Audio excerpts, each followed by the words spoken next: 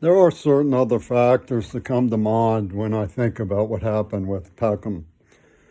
There was obviously an attempt to test and strain the formative character that was easily pushed around.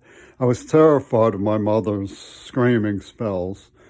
And the fact that she allowed me to be a picky eater instead of wanting to be strong was really strange to me.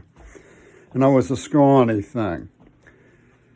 And I was too intellectual to demean myself to the sort of mentalities that were going on. I was afraid of people.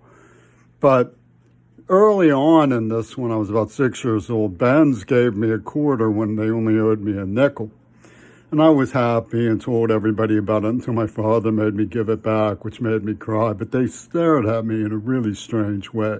Surely they knew they had given a child a quarter who only was accepted a nickel, should have only accepted a nickel. I mean, it was like, if he's not honest Dave, what else can we do with this plastic human being? Of course, they had it in for people because they were Holocaust survivors.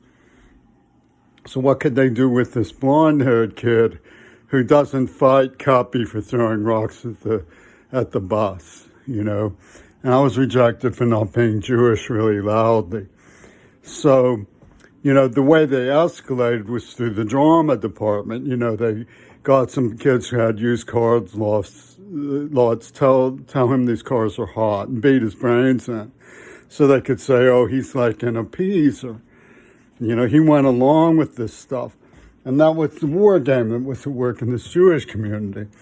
And, my formative moral assertions were already largely destroyed.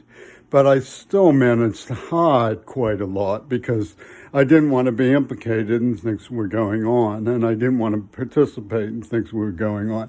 But I couldn't escape. One of the most notorious incidents, I was in Iowa screaming with suffering. One of my eyes was huge and the other was like a pinpoint, and then it would go the other way, and there were ocular gyrations. And I was screaming and crying, I think vomiting. I had my face pressed to the cement. And I couldn't understand what was happening until I finally remembered a day in deep snow when I couldn't go to school because I was afraid the Pittmans would find me. And they found me anyway and kidnapped me. And they gassed me. They had weapons. They were adults. And I was a child. And this thing finally started to cool down when I could remember what happened. But it was like hitting me in the head with a sledgehammer. I didn't even know it had ever happened.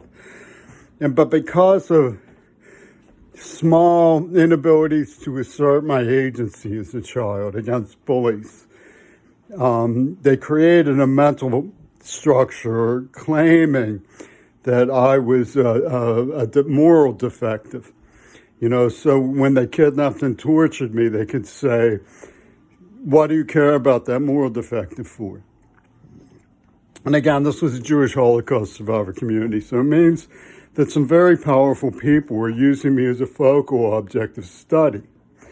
Now, Peckham and Cohen teamed up at one point. The stuff about Smelly Institute wasn't really where the Peckhams were coming from. They teamed up with Cohen one time. Cohen called me out to get me to smoke a cigarette, and Peckham came out to grab me for it and make me tell my mother I smoked a cigarette.